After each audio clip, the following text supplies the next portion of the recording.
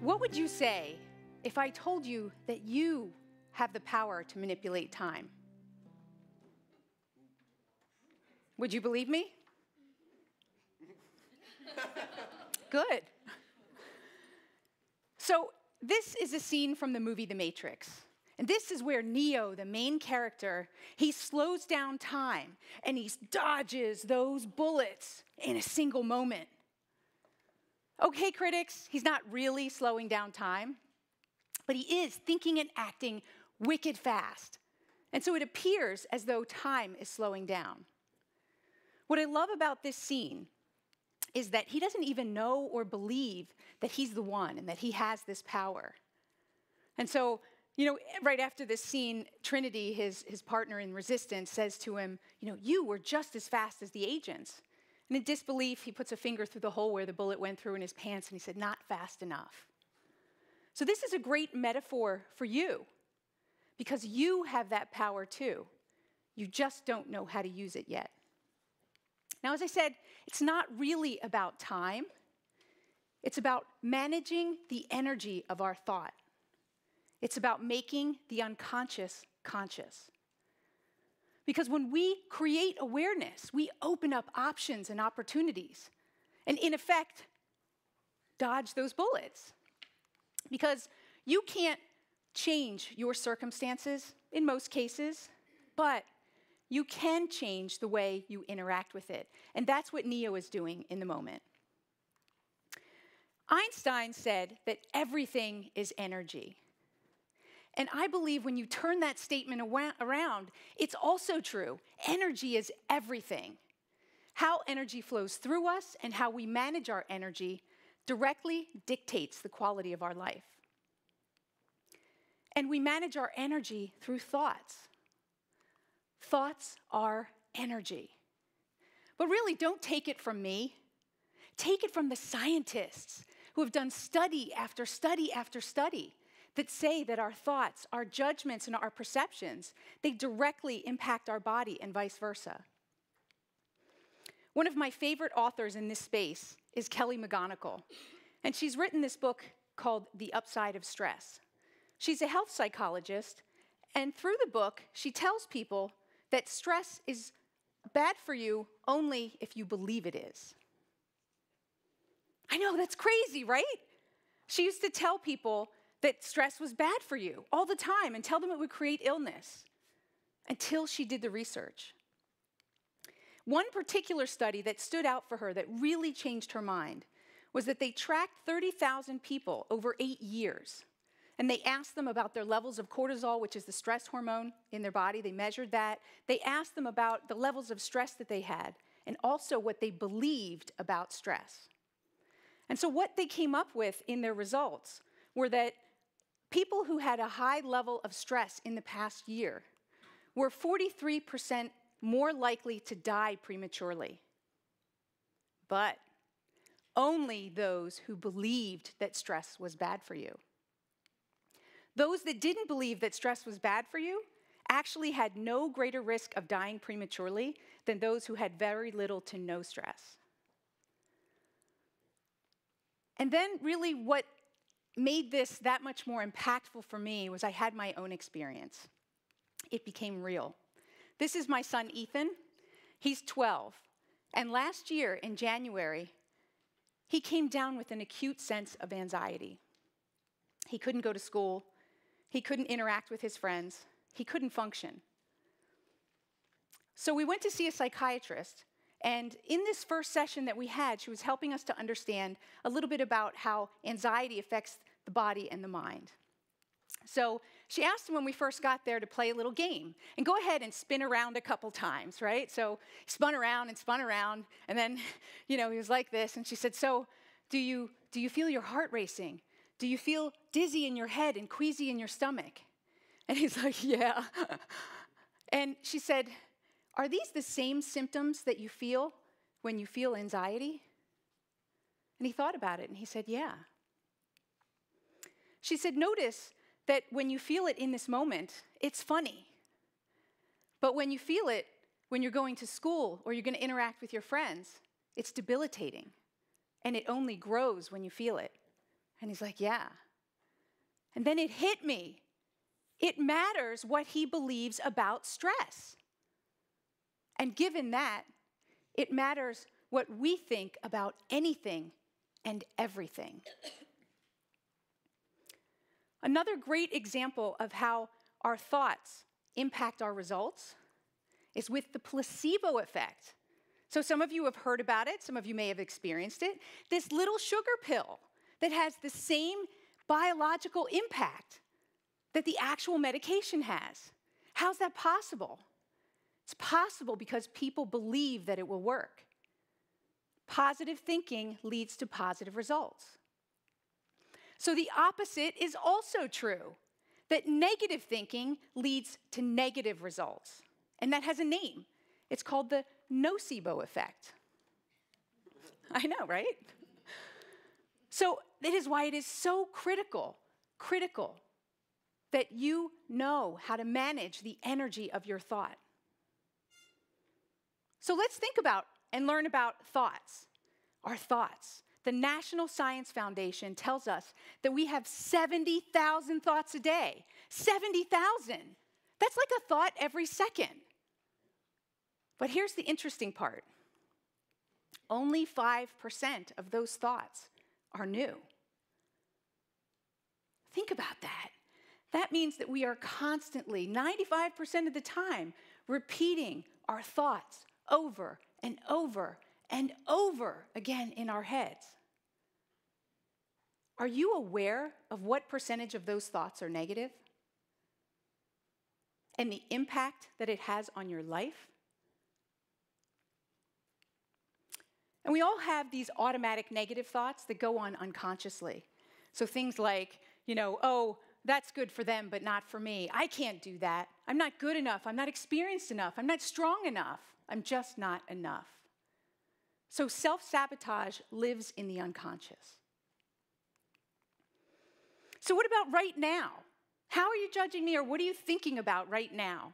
Are you still back at the Matrix, kind of going through a scene? Or you go, 70,000 thoughts, let me Google that, and you're on your phone? Or maybe you're shaking your head in disbelief and say, no way that that's true about stress.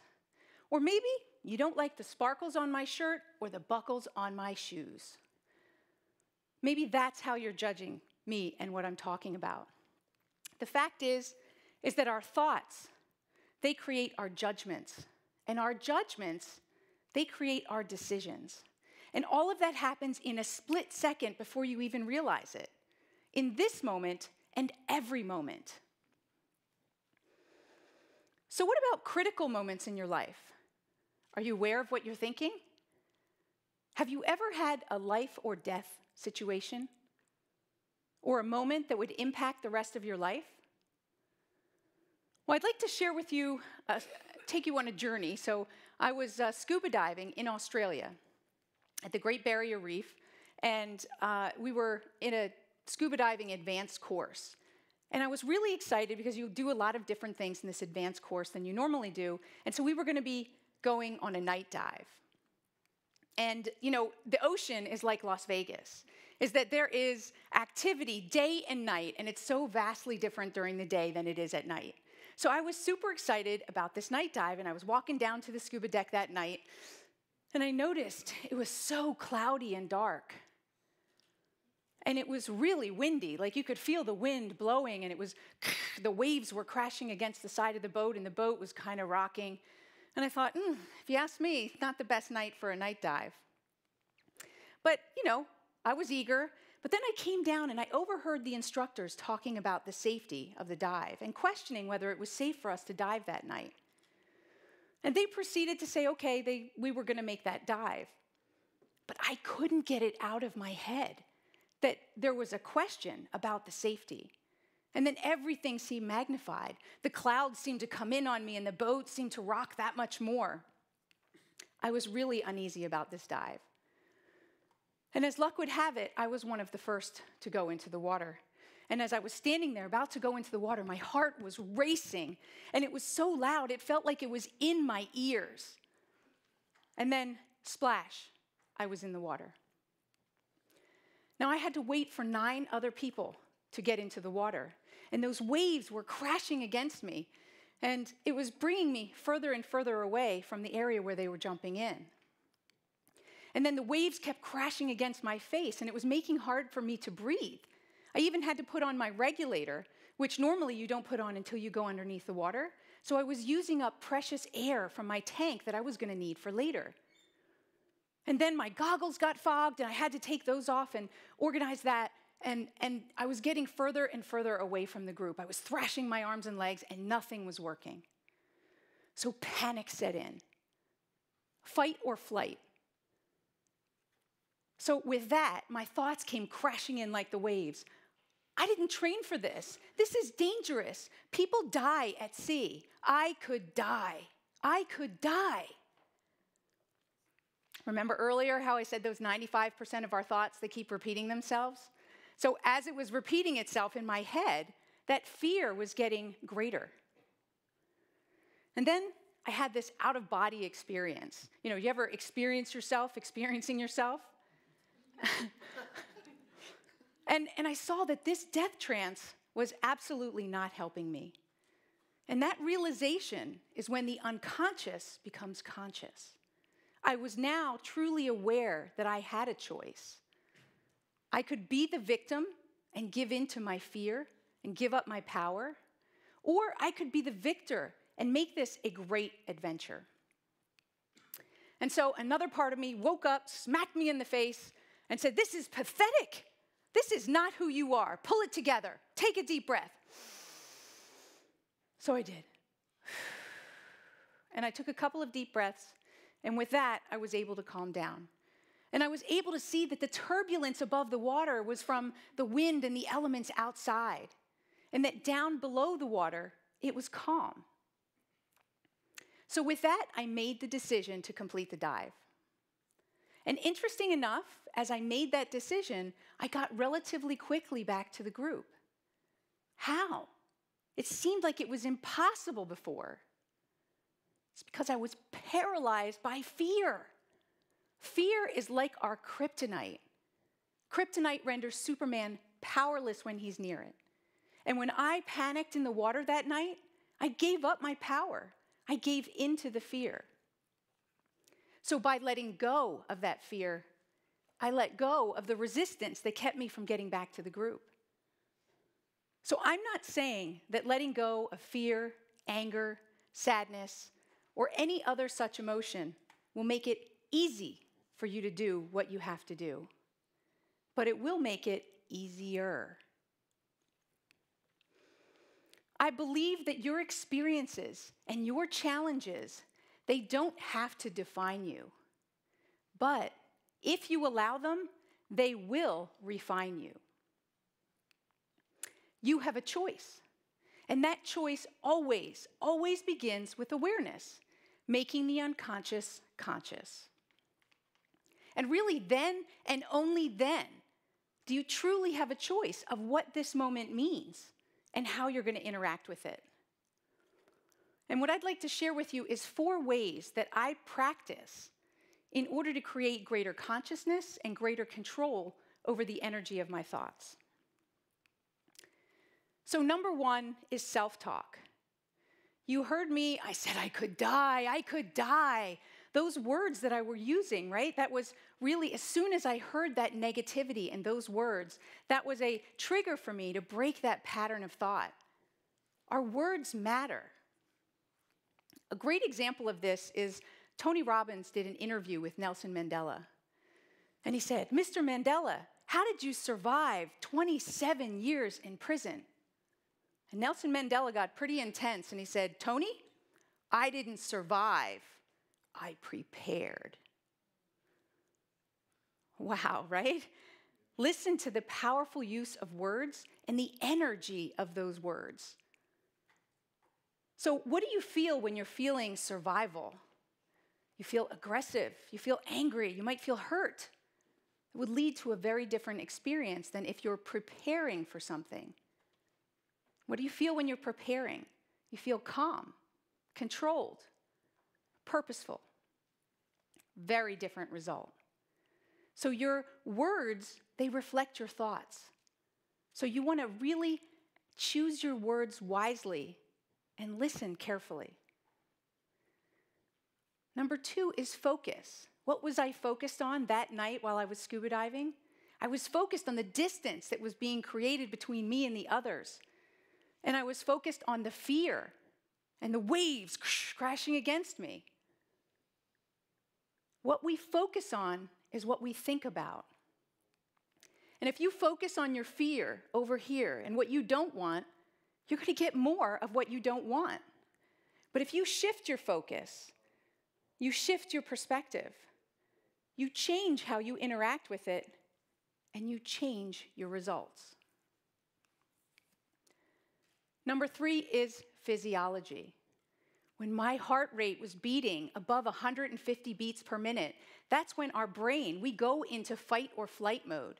That's when we lose access to the executive function of our brain. And so by just breathing, I was able to slow down my heart rate and get back that access to my executive function. So you can do this too. You don't have to be in a life or death situation to just move your body, breathe, or to use your body positioning to shift your mindset. You can do this every day. You can do it at work if you're distracted, or school if you don't want to do your homework. You can do it in any context, maybe a conflict or you're not getting the result that you want. Your body is with you all the time. And lastly, when we combine that with a purpose that's greater than ourselves, now we have all the aspects of what I call energy management. And that means that's how we show up for the time that we have. And you have to practice it. So there's a great quote by the Navy SEALs, and it goes that in a crisis, you don't rise to the occasion. You sink, no pun intended, sink to the level of your training. But I would say you sink to the level of your thinking. So back to the Matrix. So in the movie, Neo, as he starts to believe that he's the one, and he's practicing using his power, he's gaining agility and speed.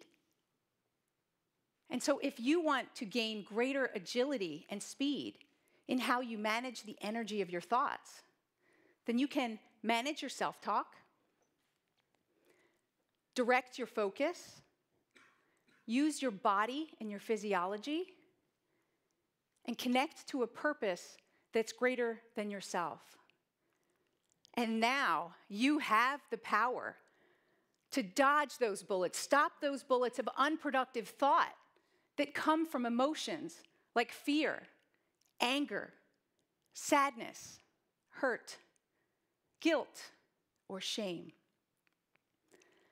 The fact is, you are Neo. You are the one. You have the power, and you always have. Thank you.